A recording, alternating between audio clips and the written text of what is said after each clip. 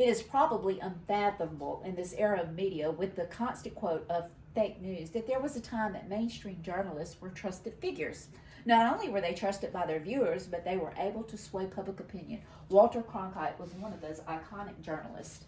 July 20th, 1969, John F. Kennedy was president and I was only 9 years old, but that day is still very vivid in my memory. My mother, with 6-month-old baby brother in her arms and myself in my daddy's lap, gathered around a black and white TV screen to watch Walter Cronkite give a play-by-play account of one of the most historical events in human history.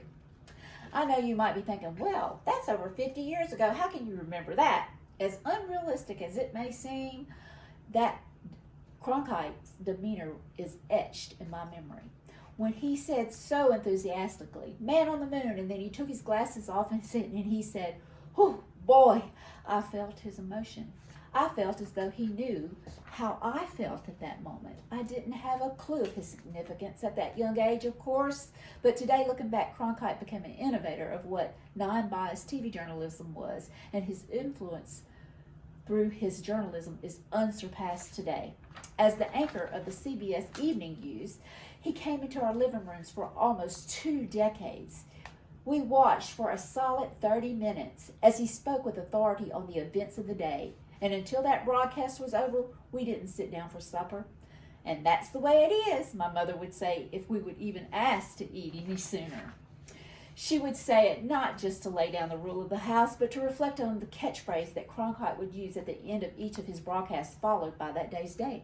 As my little brother got bigger, he would run around the house looking for my dad, and he would say, "Daddy, Daddy, Robert Contact is about to come on."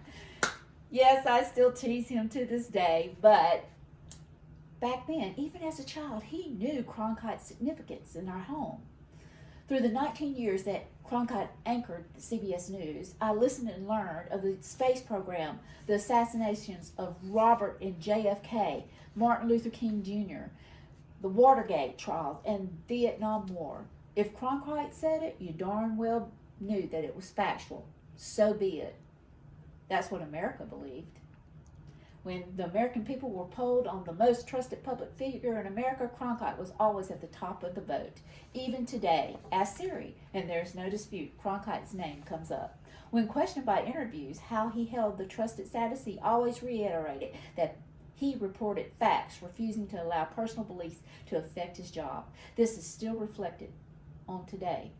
But we have these hungry anchors trying to outperform one another in the race for ratings. In an interview with CNN April of 2016, Ben Carson, ex-presidential candidate and renowned neurosurgeon, said he was a left-wing radical, referring to Cronkite. But you would never know that from hearing his reports. There are clearly people who have an agenda, Carson said, and they will clearly take things that you have said and distort them. That's one of the reasons the American people don't trust the press much as they used to. President Lyndon Johnson certainly understood Walter Cronkite's influence. He was once quoted as saying, "If I've lost Cronkite, I have lost Middle America." A few weeks after that, he announced he wouldn't run for re-election. Vietnam was known as the living room war because no coverage had ever been so extensive when it came to military action. His nightly newscasts of this conflict seemed to shape public opinion. A famous quote from him after going on the front lines: "It seems now more certain than ever that the bloody experience of Vietnam is to end in a stalemate." It became a very controversial moment, but Cronkite was known as a straight shooter to the public, and his first-hand account of this fight let us know that we were not going to win.